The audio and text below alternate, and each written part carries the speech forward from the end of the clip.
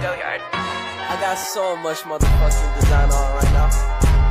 Break it down, bring it back, make it clap. I got 3 old thoughts, new block, wear that thing. Bitches on my line, and you know. Assalamualaikum warahmatullahi wabarakatuh.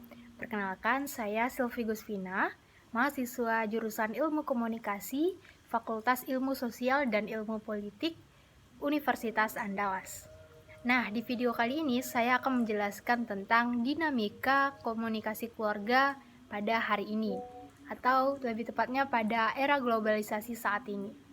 Seperti yang kita tahu, ada istilah bahwa setiap anak membawa zamannya. Ya, maksudnya setiap zaman itu mempunyai ciri khas masing-masing. Seperti yang kita tahu juga bahwa saat ini komunikasi kita dalam keluarga telah beralih dari yang sebelumnya dipenuhi atau full komunikasi interpersonal atau yang biasa disebut dengan informasi tatap muka. Namun sekarang akibat perkembangan era globalisasi, kita beralih ke komunikasi digital. Keluarga merupakan tempat di mana sebagian besar dari kita mempelajari komunikasi. Komunikasi dalam keluarga juga dapat diartikan sebagai kesiapan membicarakan dengan terbuka setiap hal dan keluarga, baik yang menyenangkan dan menggembirakan. Ada keluarga yang menyenangkan dan juga tentunya ada juga yang keluarga yang kurang menyenangkan. Jadi, keluarga siap menyelesaikan masalah-masalah dalam keluarga dengan pembicaraan yang dijalani dalam kesabaran dan kejujuran serta keterbukaan. Komunikasi yang efektif dan intensif akan memungkinkan tercapainya hubungan yang harmonis. Untuk mencapai hal tersebut, diperlukan komunikasi mengenai keadaan masing-masing dan diikuti dengan penyampaian pendapat, pesan, informasi, dan pengungkapan perasaan yang dialami. Biasanya akan dipimpin oleh kepala keluarga atau yang sering kita kenal dengan sebutan ayah atau papa. Komunikasi akan berkualitas apabila didukung oleh sikap percaya, menerima, empati, dan jujur di antara keduanya. Seorang psikolog dalam buku Philadelphia Template University mengatakan ada 4 faktor yang perlu diperhatikan untuk meningkatkan kualitas komunikasi. Yang pertama yaitu fisik berdekatan, kedua adanya kontak mata, ketiga adanya belayan fisik, dan komunikasi lisan. Sehingga manfaat yang dapat diambil dan seringnya bertatap muka dapat berintegrasi, yang di samping itu dapat mengakrabkan sesama anggota keluarga. Anak-anak juga terlatih untuk peka terhadap lingkungannya, karena komunikasi yang dilakukan secara langsung juga pastinya membutuhkan indera, perasa, peraba, dan lain semacamnya. Berbeda dengan komunikasi digital, kita hanya merasakan indera pendengar dan penglihat.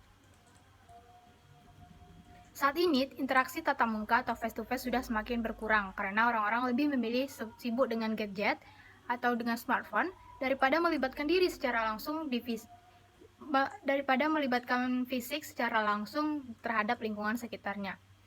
Gadget adalah suatu piranti atau instrumen yang memiliki tujuan dan fungsi praktis spesifik yang berguna, yang umumnya diberikan terhadap sesuatu yang baru yang dirancang secara berbeda dan lebih canggih dibandingkan teknologi normal yang ada pada saat penciptaannya.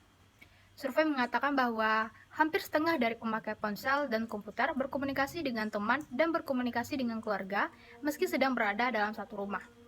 Lalu, sebuah studi mempublikasikan sekitar 22 juta orang atau sekitar 45% mengakui mereka menggunakan ponsel untuk menelpon, mengirim SMS, menggunakan sosial media, dan email lebih sering daripada harus pergi ke ruang sebelah untuk mengobrol dengan anggota keluarga lainnya.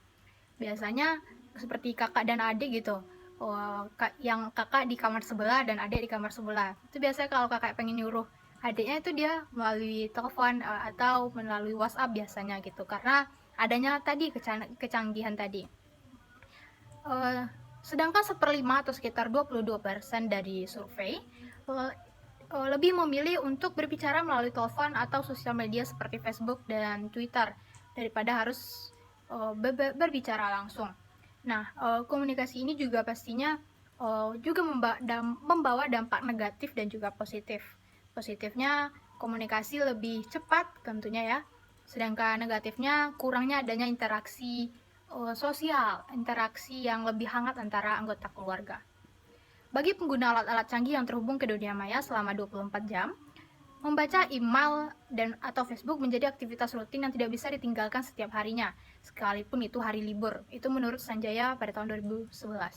Bahkan setelah bangun pagi, kegiatan yang dilakukan adalah membuka smartphone, membuka sosial media seperti Facebook, Instagram, WhatsApp, dan lain-lain.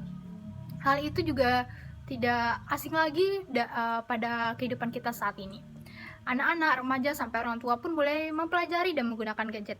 Tidak jarang di tengah jalan ada orang yang berjalan namun asyik bicara sendiri, duduk sendiri, tertawa sendiri, dan merengut di depan layar seperti di dalam bus dan sebagainya. Hal-hal itu sering kita temui di lingkungan sekitar kita. Kehadiran gadget pada kebanyakan rumah tangga telah mengubah pola interaksi keluarga. Aplikasi chatting, internet, email telah membuat orang asyik dengan kehidupan sendiri. Kini semakin banyak orang yang menghabiskan waktunya sendirian dengan gadget, internet, dan email membuat orang asyik dengan kehidupannya sendiri. Artinya itu membuat kegiatan sosial kita semakin berkurang karena adanya ingin mandiri gitu, tidak membutuhkan orang lain, asyik dengan gadgetnya sendiri. Henny Mukhtar sebagai Emotional Intelligence Parenting Consultant merasa prihatin saat memperhatikan interaksi sebuah keluarga dalam suatu resto. Terlihat sang ayah dan kedua anak sibuk dengan laptopnya masing-masing, sibuk dengan kerjaannya masing-masing. Sementara sang ibu sibuk dengan handphonenya. Mereka bersama secara fisik tetapi tidak ada kebersamaan secara emosional. Hal ini pastinya sering kita lihat di kafe atau restoran. Tidak hanya dalam keluarga, begitu pun dalam kelompok atau kelompok pertemanan, entah itu kelompok pertemanan, kelompok teman sejawat, dan lain sebagainya. Meskipun kita bertemu, meskipun mereka ada dalam satu tempat, malahan jarang kita temukan seseorang yang tidak memainkan handphonenya gitu. Jadi masing-masing pasti setidaknya memegang gadgetnya dalam genggamannya, sehingga interaksi atau komunikasi interpersonalnya menjadi kurang. Karena telah tergantikan dengan komunikasi digital atau karena terpaan sosial media. Temuan-temuan tersebut menghasilkan 3 masalah utama yang dihadapi oleh orang tua dalam keluarga pengguna gadget, yaitu kesulitan berkomunikasi dengan anak, merasa anak sulit diarahkan, dan sulit memahami anak. Sementara 3 masalah utama yang anak rasakan sekarang adalah orang tua jarang meluangkan waktu dengan anak. Orang tua asyik dengan gadgetnya dan anak sulit berkomunikasi dengan orang tua. Sudah banyak penelitian yang meneliti tentang masalah dinamika komunikasi keluarga pengguna gadget gitu. Rata-rata kesimpulan yang didapat oleh penelitian itu adalah keluarga yang menggunakan gadget itu minim keterbukaan. Keluarga, contohnya pada salah satu penelitian yang dilakukan oleh Sari pada tahun 2021, ada sebuah keluarga Pak Dede yang menggunakan gadget. Nah, disimpulkan bahwa masing-masing individu di dalam keluarga itu memiliki gadget. Intensitas komunikasi menjadi berkurang. Komunikasi keluarga dilakukan hanya pada saat makan malam setelah sholat maghrib atau saat-saat santai. Saat dapat berkomunikasi bersama, keluarga ini membahas tentang hal-hal yang ringan, tentang pendidikan anak, pendidikan agama, cara bersosialisasi yang baik saat di luar rumah, dan juga tentang kebersihan.